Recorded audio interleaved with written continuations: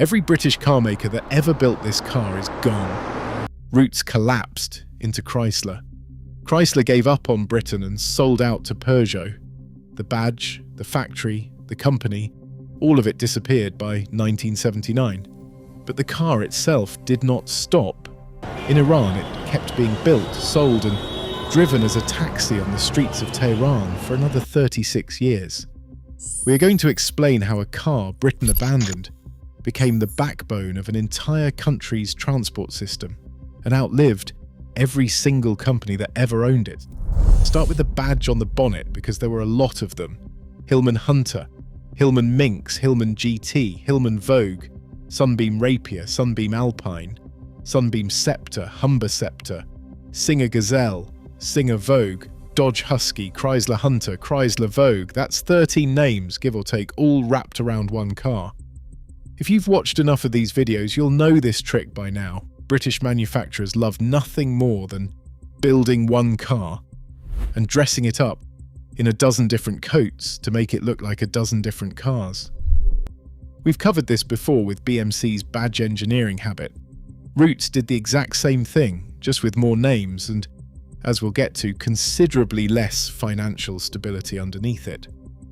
The car underneath all those badges was codenamed the Arrow.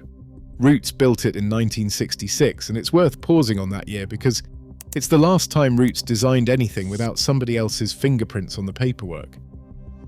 This was a company still just about standing on its own 2 feet, still capable of putting out a genuinely competent, if unremarkable, family saloon without a foreign parent company looking over its shoulder. The Hillman Hunter, which is what most people ended up calling it, went up against the Ford Cortina, the Vauxhall Victor, the Austin & Morris 1800, and eventually the Morris Marina.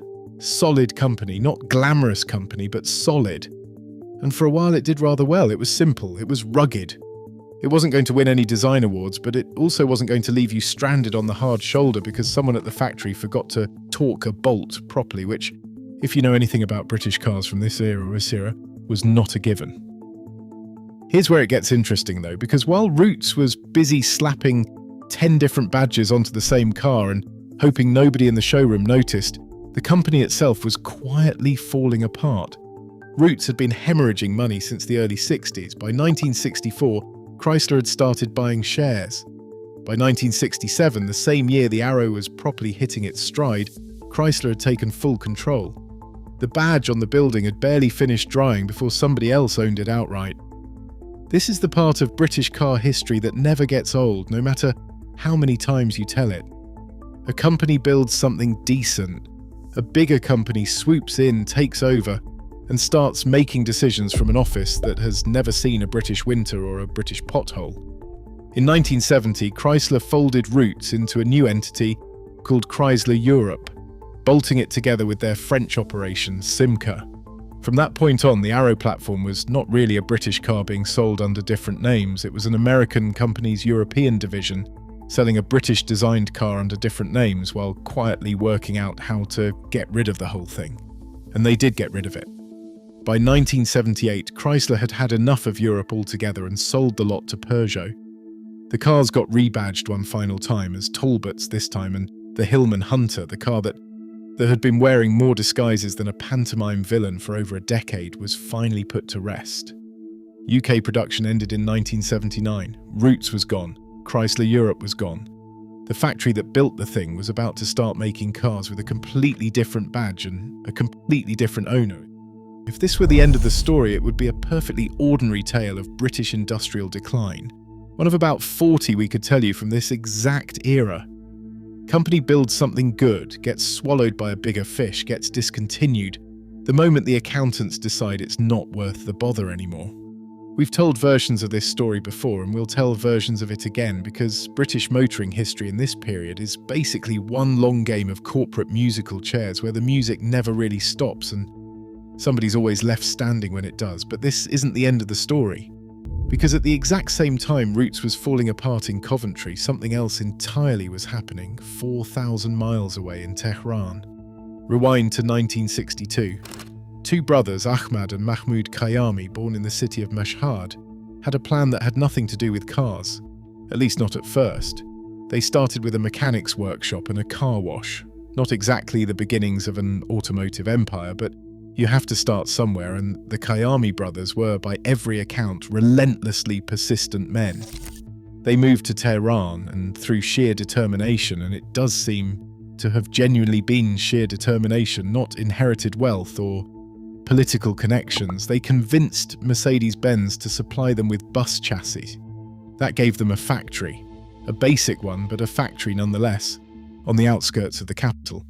On the 29th of August 1962, the brothers formalized things and created a company called Iran National. This joint stock public company would eventually grow into what's known today as Iran Khodro, or IKCO, and it's now one of the largest car manufacturers in the Middle East. But in 1962, it was two brothers, a bus body franchise, and an ambition that most people would have called delusional. Their real goal was passenger cars. Iran, at the time, had essentially no domestic car industry to speak of. There'd been, earlier, faltering attempts to build Fiats under license in Tehran, but nothing had stuck. The Kayami brothers went shopping for a partner, and after negotiating with a number of manufacturers, they settled on Roots. Why Roots? Because the Hillman Hunter, the Roots Arrow, we should probably start calling it by its family name at this point, was simple, rugged and compact. It was exactly the sort of car that could survive Iranian roads, Iranian climates, and Iranian repair shops that did not necessarily have access to specialist parts. And crucially, Roots agreed to something the Kayami brothers insisted on: proper technology transfer. Not just crates of parts, shipped over to be bolted together by local labour, but a genuine effort to build local content, local expertise, and eventually a fully domestic supply chain. In 1966, Roots granted Iran National a license to build the Arrow. An assembly line was shipped over from the UK and installed in Tehran. Production began on the 13th of May 1967, starting at a fairly modest rate of 6,000 units a year. By that summer, the car was on sale and Iran had given it a new name. They called it Paykan, which is Farsi for arrow. Which is, if you think about it, a rather elegant bit of continuity, because Arrow had been Roots' own internal code name for the platform all along. Somewhere in a filing cabinet in Coventry, somebody had written the word Arrow on a design brief in the early 60s, and half a decade later it became a word an entire nation would grow up saying. The initial deal for 6,000 cars a year did not last long, because it turned out Iranians rather liked the Paykan. Iran National tore up the original agreement and kept expanding. Later in 1967, they added the Paykan pickup and the Paykan taxi. A commercial van version arrived in 1969. An automatic transmission model followed in 1970. By 1971 and 1972, Iran National was offering 6 separate versions: deluxe, pickup, standard, GT, taxi and automatic, which, if we are honest, is roughly the same badge engineering trick Roots had been playing back in Britain, just done with rather more focus and rather less financial chaos. There's a lovely little footnote from 1974 that we cannot resist mentioning, because it tells you something about how far this car's reputation had travelled. Iran National commissioned the Italian design house Michelotti, yes, the same Michelotti responsible for shaping some genuinely elegant cars across Europe, to build a one-off coupe version of the Paykan for a wealthy Iranian client, a man history only remembers by his surname, Samani. So somewhere out there, or at least once upon a time, there existed a bespoke Italian-styled coupe built on the chassis of what was, at its heart, a mid-market Hillman. Britain never got anything close to that level of glamour out of this platform. Britain got a Sunbeam Rapier with a slightly sportier grille and called it a day. By the time Britain was quietly discontinuing the Hunter in 1979, Iran was producing over 100,000 Paykans a year, with roughly 44% of the parts made domestically. Read that again because it's the number that makes this whole story worth telling. A car Britain's own industry was about to wave goodbye to without so much as a leaving card was rolling off a production line in Tehran at a rate the original British factory had rarely managed in a decade of trying. And the timing here is genuinely remarkable, because 1979 wasn't just the year Britain killed this car. It was also the year of the Iranian Revolution, the year the monarchy that had originally welcomed Western industrial partnerships was swept away entirely, and the country's relationship with Britain and with the West more broadly changed overnight. You'd think a car so thoroughly British in its origins, designed in Coventry, licensed from a company that had just been absorbed by an American conglomerate built on an assembly line physically shipped over from the UK, might have been exactly the sort of thing a new revolutionary government would want to distance itself from. It wasn't. If anything, the opposite happened. The Paykan didn't get retired alongside the old regime. It got nationalised and it kept rolling off the line. By this point, it wasn't really a British car being built under licence anymore, it was Iran's car. It had become, quite genuinely, the backbone of the country's transport network and, in particular, the backbone of its taxi fleet. Walk down more or less any street in Tehran through the 80s and 90s and there was a very good chance the car idling at the curb or crawling through traffic with its meter running was a Paykan. Restored examples that survive today often still have their original taxi meters fitted, which is a small detail, but it tells you exactly what job this car was doing day after day, for decades. There's something almost stubborn about how the Paykan just kept existing through all of this. Britain's political and economic relationship with Iran fractured. International partnerships that had once flowed easily became complicated, then difficult, then in many cases impossible. And through all of it, this one piece of mid-60s British engineering just kept being built, kept being driven, kept being repaired by hand in workshops that had learned, out of pure necessity, how to keep a Roots Arrow running long after Roots itself had ceased to exist.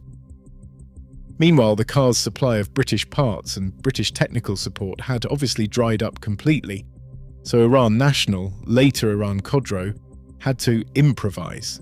The engine started out as the same 1.7-litre unit the Hunter had used back in Britain. Over the years, that got swapped for a 1.6-litre engine borrowed from the Hillman Avenger, another Roots design. Eventually, once Chrysler's European operations had been absorbed by Peugeot, the supply lines shifted again, and Iran ended up fitting a Peugeot overhead camshaft engine in place of the older overhead valve units.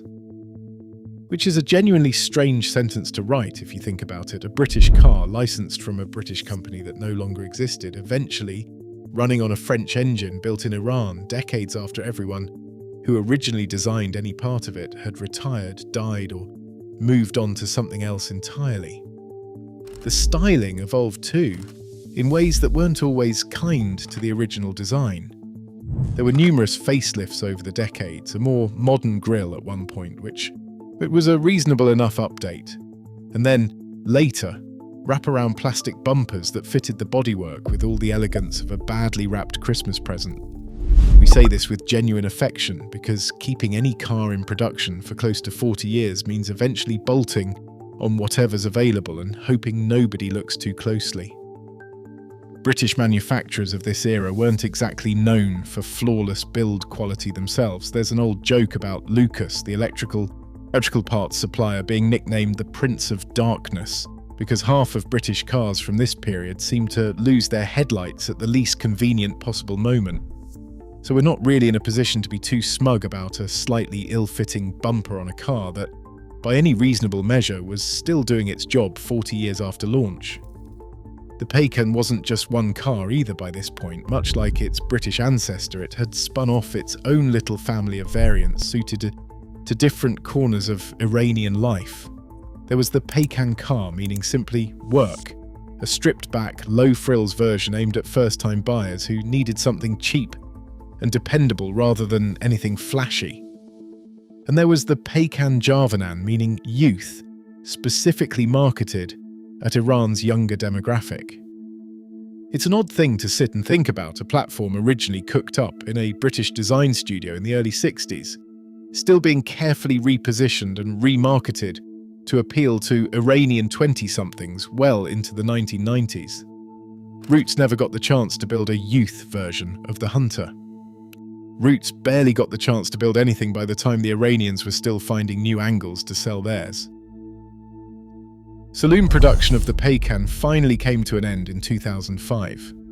38 years after that first car rolled off the Tehran assembly line, And 26 years after Britain had already given up on the platform entirely. Even then, the story was not quite finished. The Bardo, a pickup truck variant with its own unique body developed locally in Iran and never sold anywhere else, kept going. Its running gear even carried on underneath a later Peugeot model sold in Iran called the Roa, stretching this platform's working life even further into the 2010s.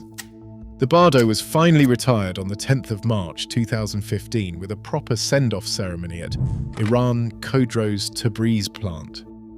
Which means this platform, designed in Britain in 1966, abandoned by Britain in 1979, was still, in some form, rolling off a production line 36 years after its own country had thrown in the towel. Put those dates side by side and the whole thing becomes almost absurd. Roots, gone by 1967, swallowed by Chrysler. Chrysler Europe, gone by 1978, sold to Peugeot. The Hillman Hunter in Britain, dead by 1979, badge retired, factory repurposed.